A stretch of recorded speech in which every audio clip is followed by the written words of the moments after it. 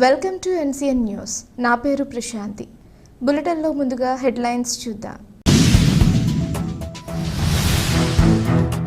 సమయస్ఫూర్తితో హాస్యం పండించడంలో దిట్ట రేలంగి వెంకట్రామయ్య. మంత్రి కందుల దుర్గేష్, ఎంపీ పురంధేశ్వరి.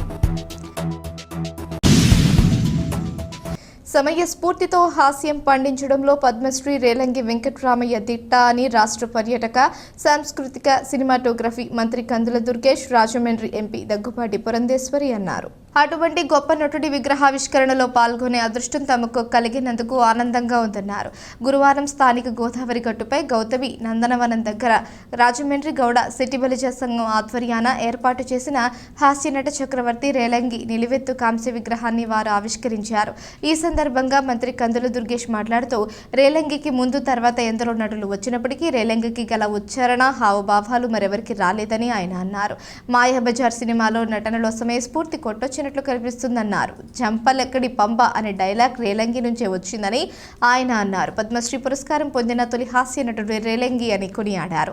తాడేపల్లిగూడెంలో రేలంగి చిత్రమందిర్ నిర్మించి తన ఉన్నతికి దోహదం చేసిన కేవీ రెడ్డి, సి పుల్లయ్య లాంటి వాళ్లను ఆహ్వానించి ప్రారంభింపజేయడం ద్వారా కృతజ్ఞత చాటుకున్నారని మంత్రి దుర్గేష్ అన్నారు.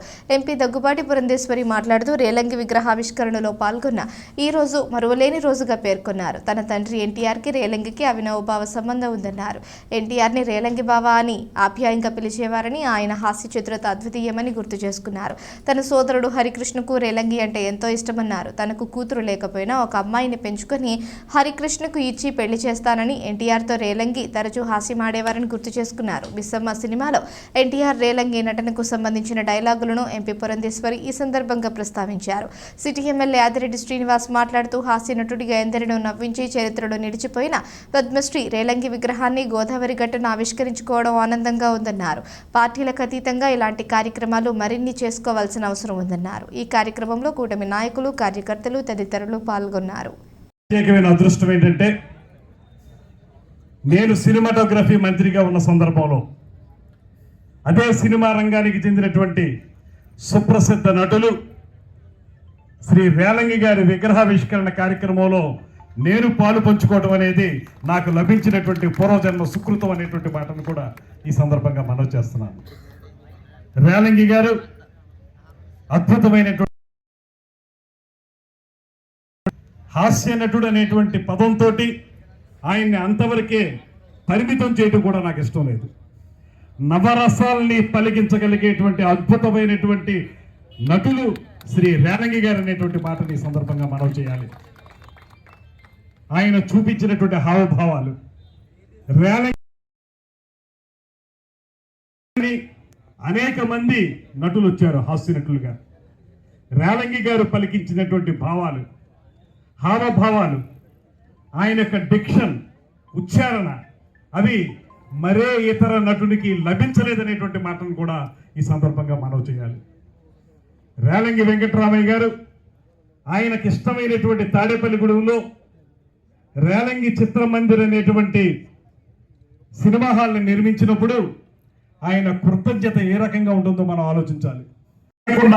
పారితోషికాన్ని కూడా పొందగలిగినటువంటి నటుడు రేలంగి వెంకట్రామయ్య గారు అనేటువంటి మాట కూడా ఈ సందర్భంగా తెలియజేయాలి. అటువంటి రేలంగి గారి విగ్రహావిష్కరణ రాజమండ్రిలో జరుగుతుందంటే మిత్రులు బుట్టికి శ్రీనివాస్ గారు కానీ, రెడ్డిరాజు గారు కానీ, ఇతర మిత్రులు కానీ వచ్చినప్పుడు, నేను ఆదిరెడ్డి అప్పారావు గారు ఇప్పటికే దీని మీద కొంచెం ముందుకు వెళ్ళారన్నప్పుడు కలెక్టర్ గారితో నేను కూడా మాట్లాడడం జరిగింది.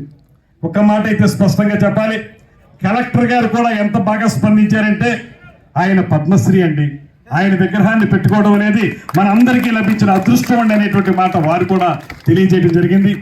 నేను ఒక్కటే మనవి చేస్తున్నాను, తెలుగు సినీ రంగంలో ఒక ఎన్టీ రామారావు గారు, ఒక అక్కినేని నాగేశ్వరరావు గారు, ఒక ఎస్వి రంగారావు గారు, ఒక రేలంగి వెంకటరామయ్య గారు, ఒక సూర్యకాంతం గారు, ఇలాంటి వాళ్ళు ఎవరైతే ఉన్నారో వీళ్ళందరూ కులాలకి, మతాలకి అతీతంగా మన జీవితంలో చిరస్థాయిగా పేరు తెచ్చుకున్నటువంటి నటులు వాళ్ళు. అలాంటి వారి యొక్క విగ్రహావిష్కరణ చేసుకోవడం ద్వారా, ఆ విగ్రహాన్ని చూడటం ద్వారా మనం కూడా స్ఫూర్తి పొందాలి. ఆ స్ఫూర్తి ద్వారా ప్రజలకి మంచి చేయాలనేటువంటి ఆలోచన చేయాలనేటువంటి మాటని ఈ సందర్భంగా మనం చేస్తూ, రేలంగి వెంకటరామయ్య గారి యొక్క సినిమా మనందరం కూడా పదే పదే చూసేది మాయాబజార్. ఈరోజు మరువలేనటువంటి క్షణం కూడా. ఎందుకంటే పూజ్యులు పెద్దలు రేలంగి గారి కుటుంబంతో మా కుటుంబానికి ఉన్నటువంటి అవినాభావ సంబంధం. మా తండ్రి గారిని వారు బావగారు అని పిలిచేవారు. అటువంటి సంబంధం మా రెండు కుటుంబాల మధ్యన ఉండేది. అది మాత్రమే కాకుండా వారు హాస్య బ్రహ్మ, హాస్యంగా చెప్పేవారు మా నాన్నగారితో. మా అన్న నందమూరి హరికృష్ణ గారి కంటే రేలంగి గారికి ప్రత్యేకమైనటువంటి ప్రేమ ఉండేది. కనుక వారు హాస్యంగా చెప్పేవారు మా నాన్నగారితో, నాకు ఆడపిల్లలు లేరు, ఒక చక్కటి అమ్మాయిని నేను దత్తత తీసుకుంటాను, పాలు పెరుగు మీగడతోటి ఆ అమ్మాయిని పెంచుతాను, కానీ మీరు ఇవ్వాల్సినటువంటి వాగ్దానం ఆ అమ్మాయిని మీ హరికృష్ణ గారికి ఇచ్చి పెళ్లి చేయండి అని చెప్పి వారు అనేక సందర్భాల్లో మా నాన్నగారితో హాస్యం ఆడేవారు. అటువంటి రేలంగి గారి విగ్రహావిష్కరణ మహనీయుల యొక్క ఎదుగుదలని ఎవరు ఆపలేరు.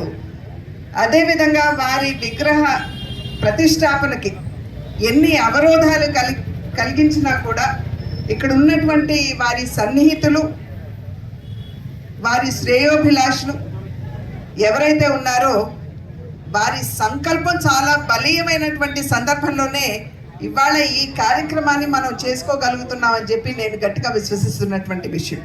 రాజమండ్రి బండ మీద కూడా అదే విధంగా అనేకమైన ప్రముఖుల యొక్క విగ్రహాలు అన్నీ కూడా పెట్టుకోవడం కూడా జరిగింది.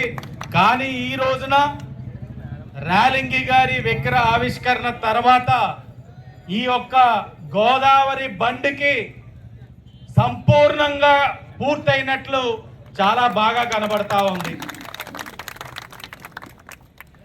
చరిత్ర కలిగిన వారు ఈ రోజైతే మనకి బ్రహ్మానందం గారు కానీ సునీల్ గారు కానీ ఇలాగ అనేక మంది చెప్పుకుంటూ వెళ్తే అనేక మంది ఉన్నారు కామెడీ యాక్టర్స్. కానీ ఆ రోజుల్లో ఏ చిత్రం చూసినా అగ్రనాయకులతో పాటు ప్రతి చిత్రంలోని ఆ యొక్క హాస్యాన్ని పండించగలిగే వ్యక్తి ఒకే ఒక్కరు, అది రేలంగి గారు.